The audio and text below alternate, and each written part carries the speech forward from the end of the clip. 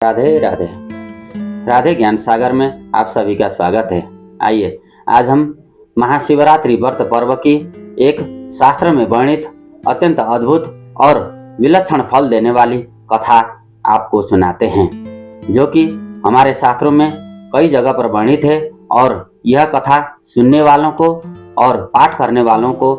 महाशिवरात्रि का पर्व का व्रत करने का, और यदि कोई व्यक्ति पूजा नहीं भी कर पाते हैं तो ऐसे लोगों के भी केवल कथा सुनने मात्र से ही शास्त्र में बताए गए रीति से संपूर्ण फल प्राप्त होता है, ऐसी मान्यता है।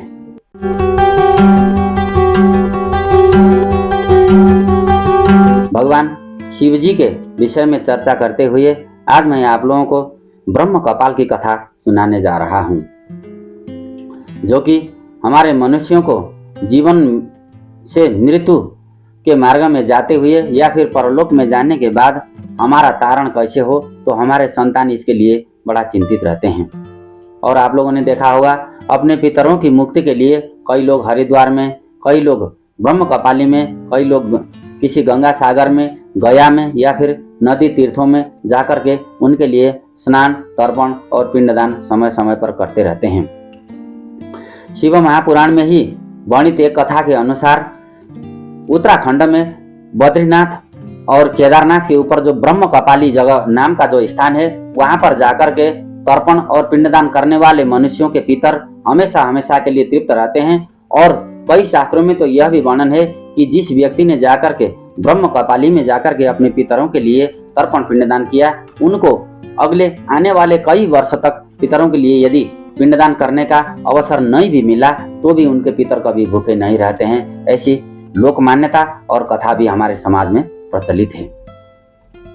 भगवान शंकर जी वैसे तो सदैव अपने आनंद में मस्त रहते हैं, मदहोश रहते हैं, परंतु वह पूरी तरह सजग भी रहते हैं। सृष्टि के प्रारंभ में जब ब्रह्मा जी का प्रादुर्भाव हुआ तो उनके 4 की बजाय 5 सिर हुआ करते थे, जो कि 4 तो इस तरह से चारों तरफ आगे पीछे और साइड साइड में लगे हुए थे, और एक सिर उनका ऊपर से आसमान की तरफ देखता हुआ माथे के ऊपर हिस्से में था। और जब सृष्टि में वो इतना इतरा रहा था कि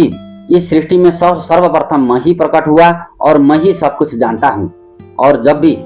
भगवान विष्णु और ब्रह्मा जी का युद्ध हो 5000 दिव्य वर्षों तक हुआ, उसमें भी निर्णायक की भूमिका निभाते हुए भगवान शंकर जी ने जब दोनों से अपने अपने साक्ष्यों के विषय में पूछा, तो वही ऊपर वाला सिर जो है भगवान शंकर जी से ये कहते हुए झूठ कहा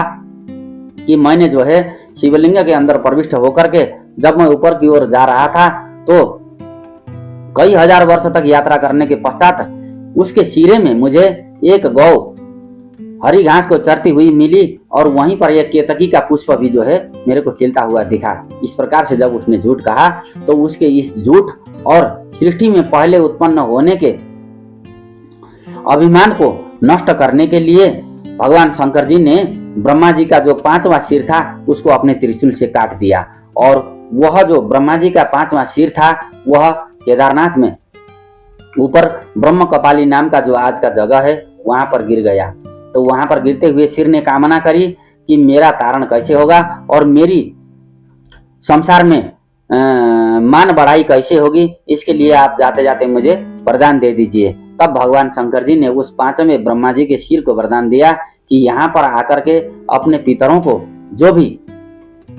पिंडदान या तर्पण करते हैं तो उनका जो है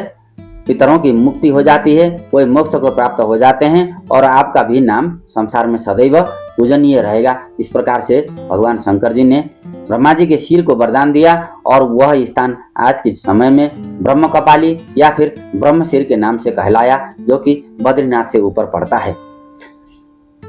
तो यहाँ पर जाकर के श्राद्ध करने वाले मनुष्यों को बार बार यदि श्राद्ध करने का या फिर प्रत्येक वर्ष तिथियों में या फिर पार्वण श्राद्ध यानी कि श्राद्ध समय में या जो आश्विन के महीने में जो श्राद्ध का समय रहता है उस समय में तर्पण करने का या पिंडदान करने का अवसर न भी मिलता हो तो भी उनके पितर भूखे नहीं रहते हैं, ऐसी शास्त्रीय मान्यता है। राधे